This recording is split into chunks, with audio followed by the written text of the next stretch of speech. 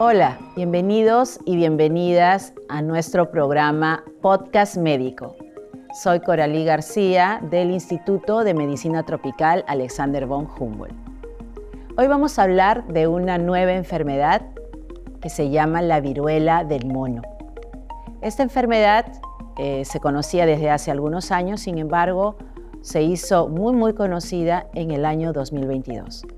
Para hablar todo sobre la enfermedad de la viruela del mono, contamos con la presencia del doctor Jorge Álave, quien es médico especialista en enfermedades infecciosas y medicina tropical y trabaja en el Hospital Cayetano Heredia como médico asistente.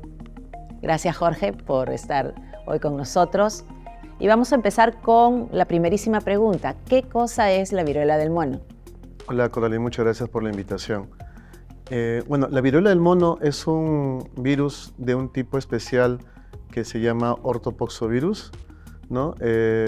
Este grupo de virus, ¿no?, incluye a la viruela humana y la viruela del mono.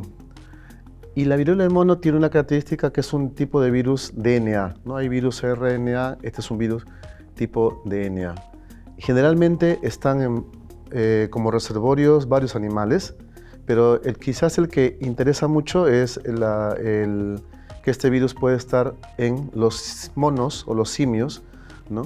Y fue en estos animalitos que fue primariamente encontrado en el año 1950, ¿no? Pero en el año 70 ya se encuentra en la República del Congo en un niño. Entonces ahí ya más o menos en esas épocas ya se establece la posibilidad de que un ser humano pueda tener esta infección.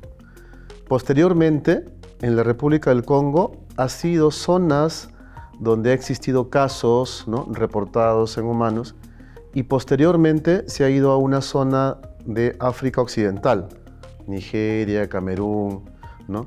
En esas zonas, Ciudad del Cabo, ¿no?, ha habido también un segundo grupo.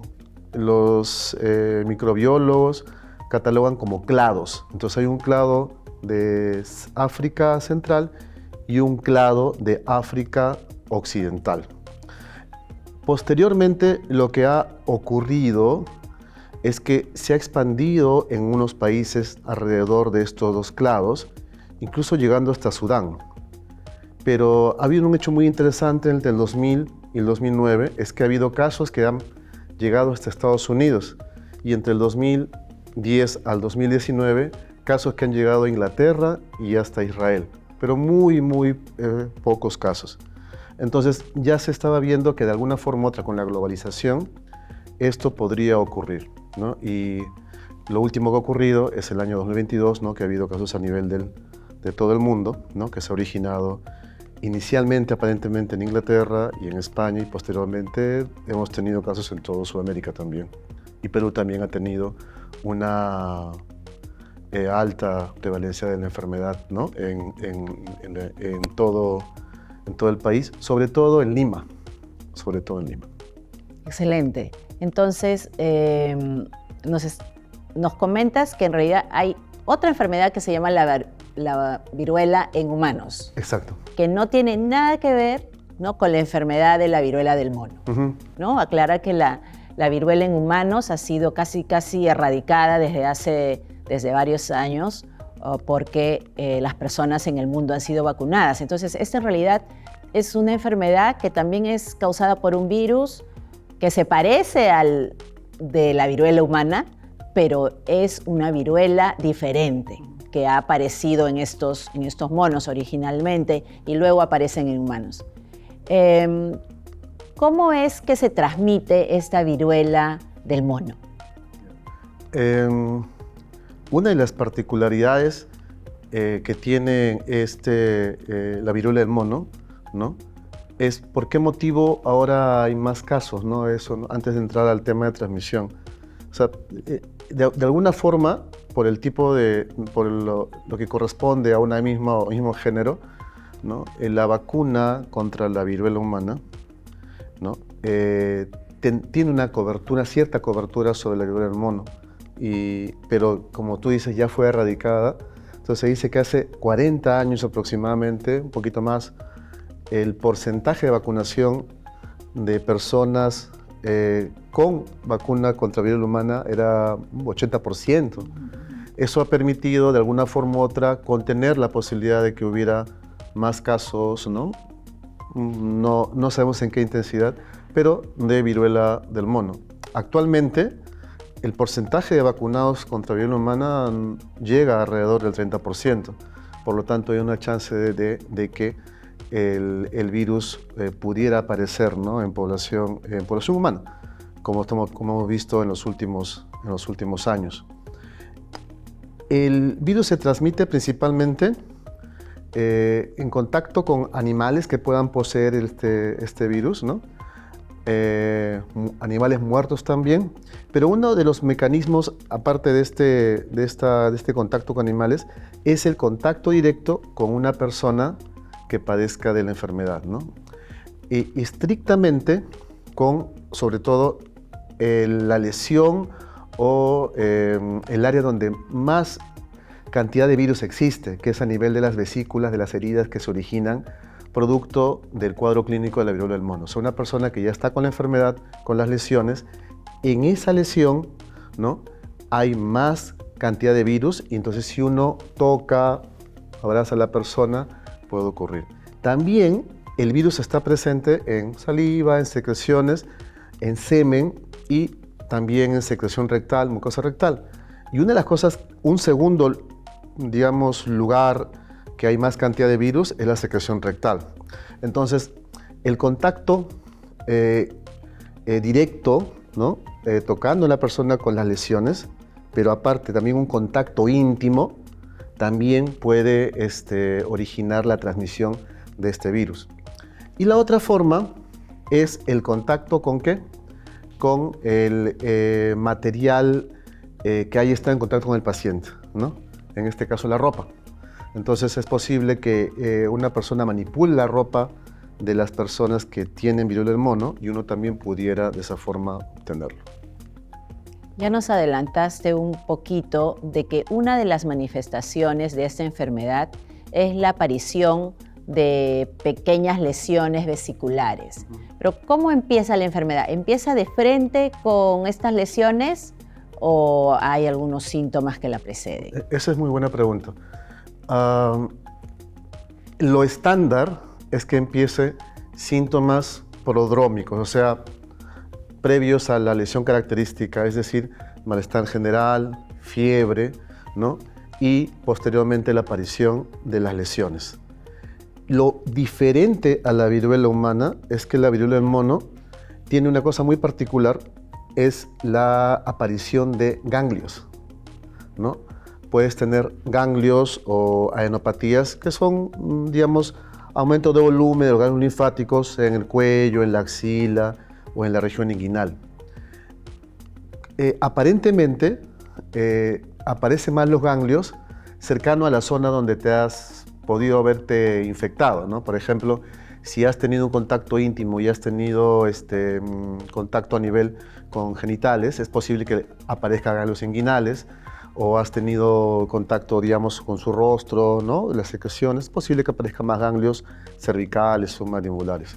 Entonces, es la aparición de los ganglios. Otra cosa interesante, o por así decirlo, diferenciando a la viruela del mono, es que la aparición de las lesiones, de los síntomas, es más centrífuga.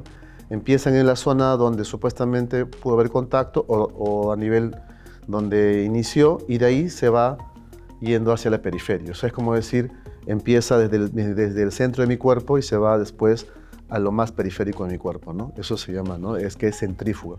Cosa contrario con nosotros, que generalmente son más centrípetos, ¿no? Que van hacia el centro. Y ya en el caso extremo, luego de los pródromos, de las lesiones clásicas de piel y de la adenopatía, lo que puede ocurrir en pacientes con inmunosupresión son complicaciones como encefalitis, hepatitis, ¿no? Y en el peor escenario sí puede llegar hasta causar la muerte, ¿no? Ahora que nos mencionas esas consecuencias, claro, si es una enfermedad viral, normalmente los virus no tienen agentes específicos, antibióticos específicos, pero en el caso de la viruela del mono, ¿habrían agentes específicos antimicrobianos? Eso es bastante curioso. Cuando empezó a aparecer los casos de viruela del mono, lógicamente uno como estrategia de control de infecciones quiere ver de qué forma controlamos al paciente índice, ¿no? Y también hacemos las medidas de prevención de transmisión, ¿no? Es decir, si sabemos que el contacto directo es una de las posibilidades de transmisión, tratar de evitar entrar en contacto directo con personas que tengan lesiones sospechosas o manipular la ropa de estas personas, ¿no? Entonces, eso de alguna forma, entre comillas, es fácil. Digo entre comillas porque a veces también tocamos al paciente involuntariamente y quizás lo desconocemos.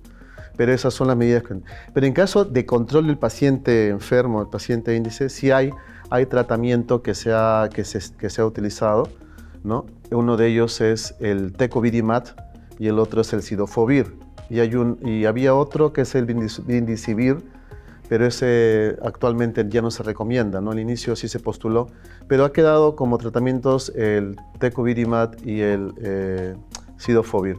Pero el que se ha promovido más es el tecovirimat, ¿no? Entonces, actualmente que yo tenga entendido no lo tenemos disponible acá en el país, pero es el tratamiento que se recomienda en la literatura. Tengo entendido que incluso, claro, hay por motivos de investigación en algunas instituciones que hacen ensayos clínicos, sí hay un protocolo de investigación que lo está desarrollando una institución de ensayos clínicos acá en Perú, ¿no? Con tecovirimat. Bueno, entonces estamos hablando de esta enfermedad, ¿no? Una enfermedad única, la viruela del mono. Estamos diciendo además que es una enfermedad que se caracteriza por la presencia de lesiones en la piel, a veces el crecimiento de los ganglios, que se transmite por el contacto cercano o el contacto íntimo, sexual, y que existen antivirales, pero que esos no están necesariamente disponibles en el país.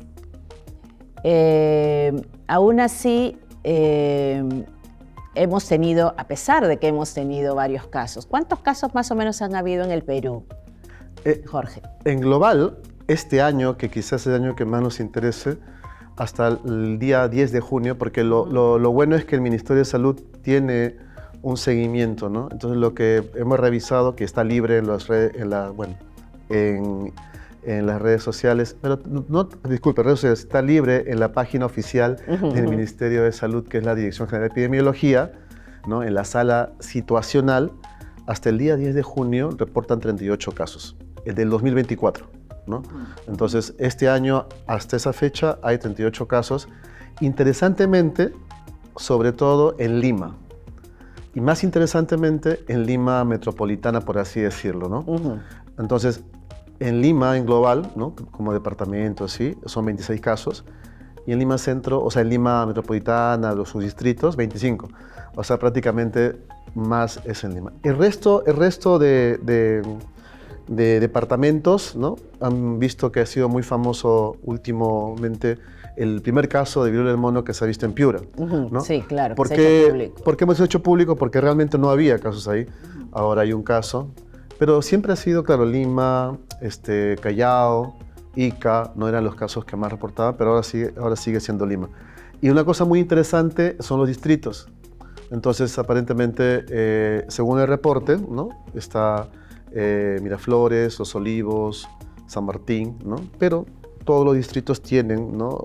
Por hecho, gran mayoría de los distritos de Lima tienen sus casos, ¿no?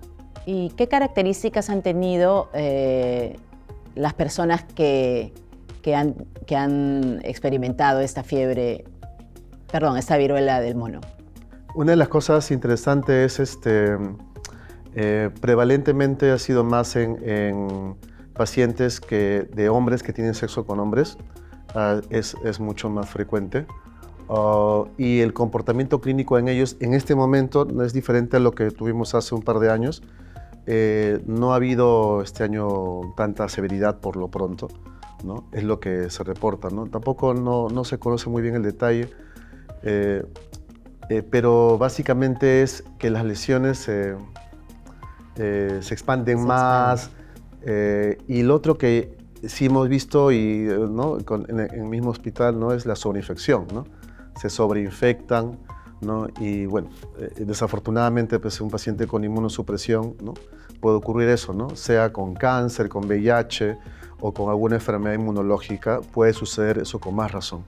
Y por ese motivo incluso en otras realidades estos pacientes son los que son candidatos de utilizar sí o sí el tratamiento, ¿no? Es el ideal tenerlo para disminuir su chance de complicaciones más allá de la infección y sobreinfección, ¿no? Es decir, usar el antiviral y usar soporte con otros medicamentos como antibióticos, ¿no?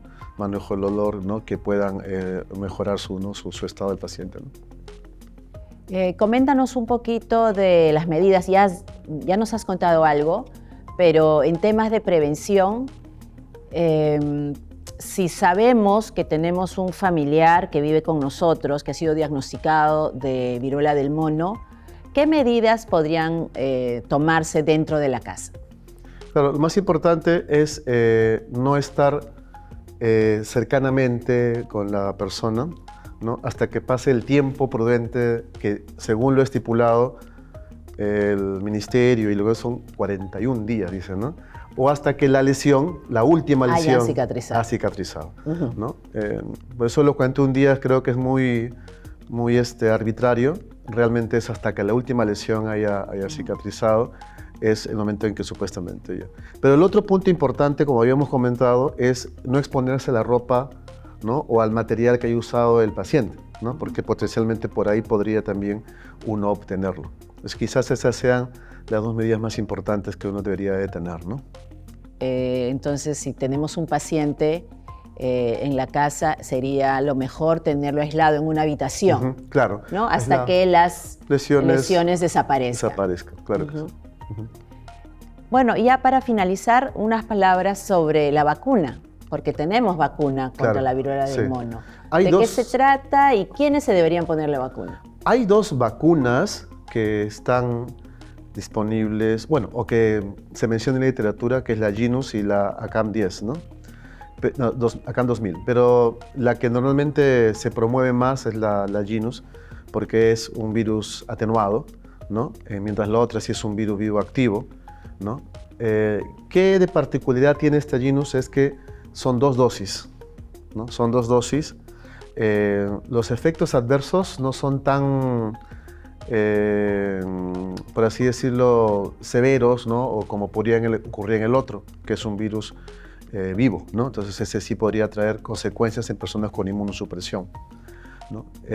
Y lo otro importante es que debería vacunarse a las personas de riesgo, ¿no? En este caso, aquellas personas que sepan que pueden estar en contacto, ¿no? O que podrían catalogarse como personas de riesgo. En los ministerios de salud en el mundo por el comportamiento epidemiológico de esta infección, dado que ha comprometido a hombres que tienen sexo con hombres, se ha sugerido que la vacunación se dirige a población de riesgo, ¿no? Excelente, excelente. Muchas gracias, Jorge, muchas gracias por habernos contado todo sobre la viruela del mono.